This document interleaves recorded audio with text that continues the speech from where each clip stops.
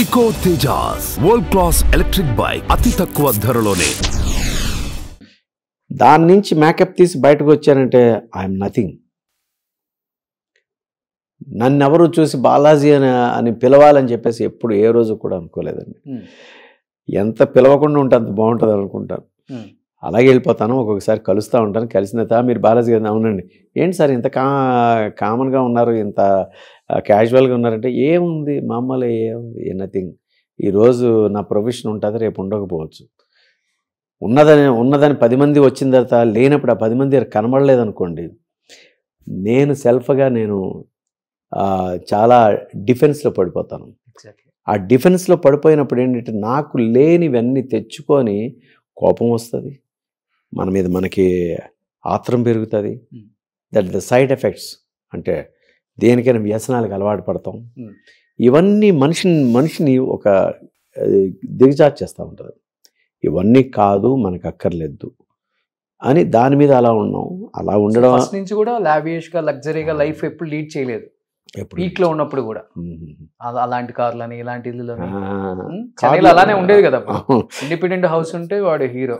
అప్పుడు భానుమతి గారి ఇంటి పక్కన నా ఇల్లు అండి. అప్పుడు పెద్ద ఇల్లు, కృష్ణ గారి ఇల్లు, టీ నగర్, చిరంజీవి గారి ఇల్లు అక్కడ ఉండేది. అక్కడ మన ఏది టీ నగర్ ఇది సోమసుందరంగా ఉండేది. మేము ఇక్కడ ఉండేవాళ్ళం. Sivaji Ganesan house, south Boag road, north Boag road అట్లా ఉండేవాడు. సత్యబాబు గారు, సూర్య గారు, వీళ్ళందరూ, కేఆర్ విజయ్ గారు, భానుచంద్రు, మేమందరం అక్కడ ఉండేవాళ్ళం అన్నమాట. అక్కడి నుంచి తర్వాత నేను మళ్ళీ తిలక్ స్ట్రీట్కి వచ్చాను. అంటే జయమాలిని గారు, అరవింద్ గారు ఆఫీస్ అక్కడ ఉండేది. అటువైపు అది మోహన్ బాబు గారి ఇల్లు, ఇటువైపు అక్కడ అనమాట. అలాగే అక్కడే ఉండేవాళ్ళం. అప్పుడే 83లోనే ఐ హ్యావ్ 3 కార్స్, 3 కార్లు అసలు వెళ్ళి అలా ఉండేవాళ్ళం. అందరికీ బాగా ఉండేది. అండ్ జాబ్ అలా వచ్చింది. దాన్ని ఎక్కడ కూడా మిస్ఫైర్ అనేది ఎక్కడో దగ్గర అవుతూ ఉంటుంది. మిస్ఫైర్ అనేది మనం వేరే రకంగా ఎక్కడ చేయలేం. ఓ సినిమా తీసి ప్రొడ్యూసర్గా మిస్ఫైర్ అయ్యాను. 3 సినిమాలు ప్రొడ్యూస్ చేసి మిస్ఫైర్ అయ్యాను. ఫైనాన్షియల్ బాగాను అసలు లో లెవెల్కి వచ్చేస్తున్నాను. ఆర్థికంగా అన్ని ఆస్తులు అమ్ముకోవాల్సి వచ్చిందా? అమ్ముకోలేదు. స్థిరాస్తులు ఏవి అంటే తాతగా అంటే నేను పుట్టడం ఏమి అంటే మామూలుగా కష్టపడి పుట్టాను, లేకపోతే మా నాన్న అలాగా మా తాత ఇలాగా అని చెప్పేసి లేదండి. మా తాత వాళ్ళు కష్టపడ్డారు, కానీ నేను పుట్టిన తర్వాత నన్ను ఎత్తుకోవడానికి ఒక 10 మంది ఉండేవారు.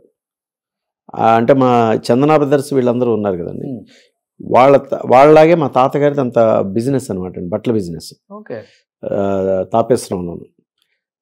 మా తాతయ్య దగ్గరే అప్పుడు 40 మంది పనిచేసేవారు. మూటలు వేసుకొని వెళ్ళేవాళ్ళు. మరి నన్ను ఎక్కడ కాలు కింద కూడా పెట్టి చేసేవారు కదా. అంతలా పుట్టి తిరిగాం, పెద్దయ్యాం, పెరిగాం, అన్ని చేస్తే మనకేం తెలియదు అసలు.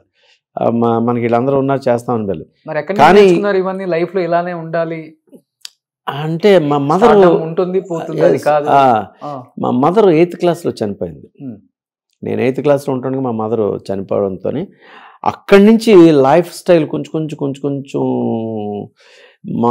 అంటే ఆలోచింపచేసే విధంగా తీసుకెళ్ళింది అనమాట. మనిషిని ఆలోచింపచేసే విధంగా తీసుకెళ్ళడం వల్ల what is the life, who am I, why am I, నేనెందుకు, నేనెవరిని అనేది అక్కడి నుంచి కొంచెం వచ్చింది.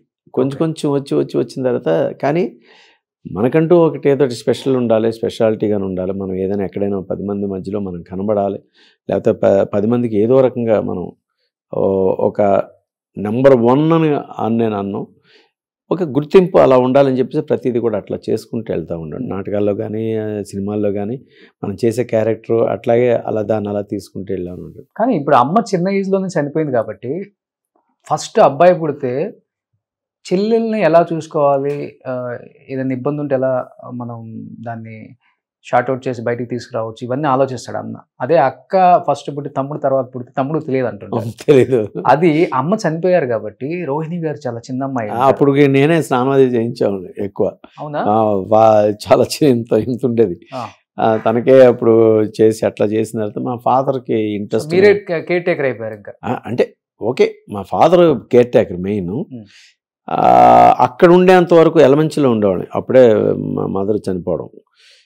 దాని తర్వాత మా చెల్లికి నేనే దగ్గరుండి అన్నీ చూడడం, స్నానం చేయించడం కానీ, బట్ట వేయడం కానీ, తినిపించడం కానీ, అలాగే ఎక్కడికైనా తీసుకెళ్ళడం కానీ, అలాగ ఏంటంటే వన్ ఫైన్ డే మా ఫాదరు నేను బయటికి వెళ్తాను అని చెప్పేసి అంటే మా తాతయ్య గారు కుదరదు, ఆ పిల్లలందరినీ అంటే నా తర్వాత ఇంకా 2 మగపిల్లలు ఉన్నారండి, మొత్తం 4 members, 5 members.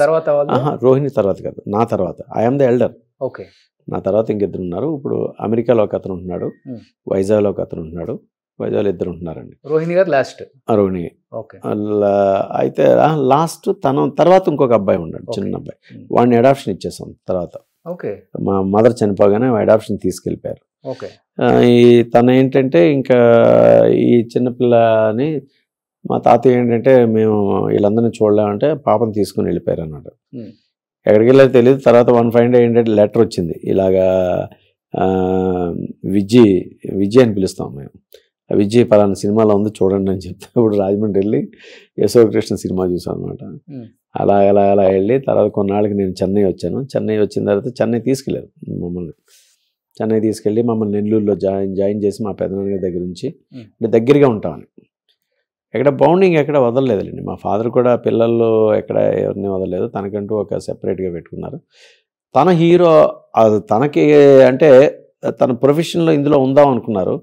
కాకపోతే రోహిణికి ఎక్కువ ఛాన్సెస్ రావడం వలన సాక్రిఫైస్ లైఫ్ అనమాట.